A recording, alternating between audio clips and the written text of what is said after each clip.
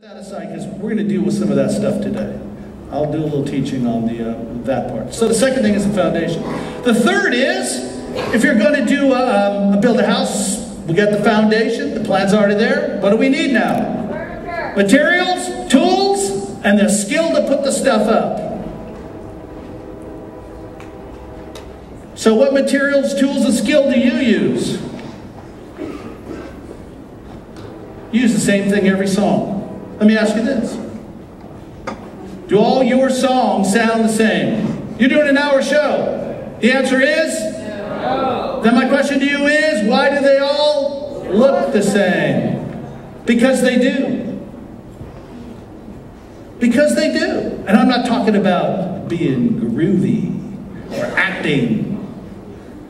I'm talking about being creative.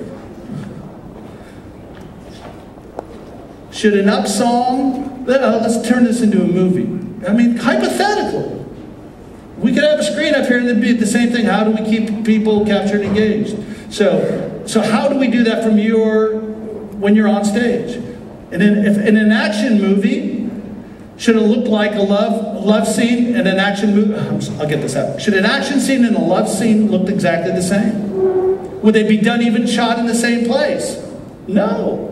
Yet you've got a song that rocks, that looks like a ballad. I could turn your volume off on your show and I cannot tell what song you're singing because they all look the same. Makes no sense to who? Exactly, to the audience. Because that's the thing they pay attention to. They're trying to follow your cues and you're not sending them any cues. And now all of a sudden, this signal becomes intermittent. They're with you some of the time, they're not with you. They're with you some of the time, they're not with you. Well, I like this part, I don't like this part. So if I told you, I don't care if it's from a ministry standpoint or financial standpoint, that if you sang the song from here, or delivered a guitar solo from here, and you would have 5 more people saved or sell 10 more CDs, who would do it? Yeah, well, I think you would. You should be smart enough to do it. There are materials, tools, and skill that need to be used on the stage. That you don't have to do this, by the way. Listen, this is a paradox. I don't care whether you do it. But honestly, those of you who know me, I do care. Otherwise, I wouldn't be here. I'd be over Taylor's rehearsal that's happening right now and making $2 grand. But instead, I want to talk to you guys. Because you have actually the gospel to bring to people. But darn it, I'm really in love. I really want to take a wiffle ball bat and go whack, whack, whack, whack. This is actually important stuff if you want to do this thing that you think you're called to do. I don't like to use 4-letter words in a Christian context. Work. But there are things you can do from this stage and tools you can use to make it so that the audience stays connected. So, materials, tools, and school. Now the house is built. What do? We move in. That's exactly right. And then we start doing what? We decorate. We start getting creative. We bring who we are. And this is the thing that listen, I know you guys. Without knowing you, I know you. Because you're created that way and we're created the same way. We want to be original, so we avoid all this stuff. Originality means somehow we make it up as we go always. Well, I'm going to save you about 20 years. We have form. What makes the house unique is you.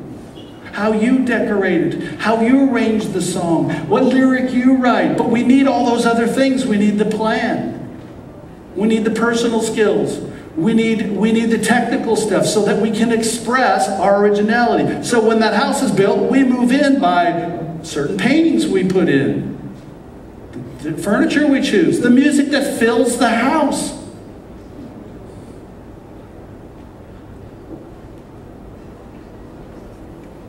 So, you track with me? Those are the 4 areas, and I want you to know this. This is a process. I teach a Canada. So, any Canadians here? All right. So I can mock them. I teach in Canada so much. The word process. You ever heard them say that? It's a process. I just came back from 3 weeks up there, and I'm like, the process is. But it's a process. And we need to major in the majors. You ever heard that saying? Of course you have. See, what we do is we constantly major in the minors. You know, here's part of the deal. How many of you ever videotaped your worship team, your band, or whatever, and watched yourself? Yeah. And you watch it, and then I've seen it 100 times. Well, 50 times. And people go, okay, how do we improve the show? Oh, you need to smile there. Ooh, put your foot up on that and do that thing there. And we're majoring in stupid things.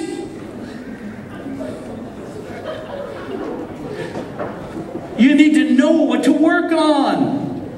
You know what? It doesn't take a rocket scientist to figure out when I'm driving down the, or an auto mechanic, I'm driving down the road, it stops. I can figure out that it's not working. I can even go pull the hood up and go, yep, not working. But the key is what? Somebody needs to know how to fix it. Quite a concept. And just because now you're a musician, this has been one of the stupidest myths ever procured upon the music thing.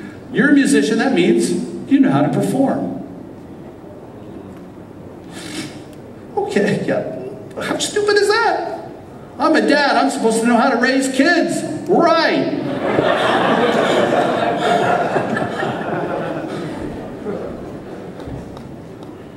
Okay.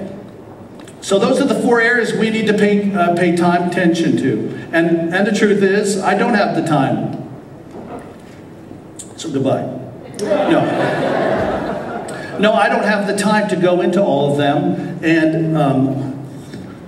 And that's why you'll hear me talk about, most of you know this, I'm going to talk about, I've got a massive amount of DVDs and products and some of you have bought them in my workshops and all stuff. This is a process. And I have never had somebody who's engaged and, 4-letter word, worked at it, that has not come up to me and said, oh my gosh, this works. This is not smoke stuff. Hey, let me try to tell you something. This is something that you guys desperately need. And if you want to do this, you need to take the time, the energy, and the money to do this thing correctly. All according to what God has given you. So, let's talk about the second thing, the foundation. Because who you are is more important than when you do. I can teach you to be groovy on stage, go to the right places on stage. We can have a vision for this show. But if who we are on stage is not right, then we're in trouble. So let's deal with this. Let's start with the first thing, which is understanding your audience. That is what it's about. See, it's about the connection with people. It's not about you. How many times have we heard that in the church? It's not about you. It's not about you. Now, it's a beautiful thing when God uses you. I mean, is there a better place to be on stage than the Spirit of God filling you, people being affected? I can't think of it very much. Caribbean's a little nicer. No, I'm just kidding. No, but seriously, you're standing on stage and you're being used. But it's about them. It's because you're connecting with the people and you can sense that. Here's your problem. It happens and you don't know why. There are nights, if you had 10 shows, let's say you have whether that takes a year or whether it takes a month for some of you bands. One show is terrible. One show is amazing. One show's really good. And we have this kind of scale of this is amazing show, this was terrible, and everything in between. We go up on stage and we have those nights where the planets align, the Spirit of God falls. You can actually hear the monitors, and everything works. It's a love fest.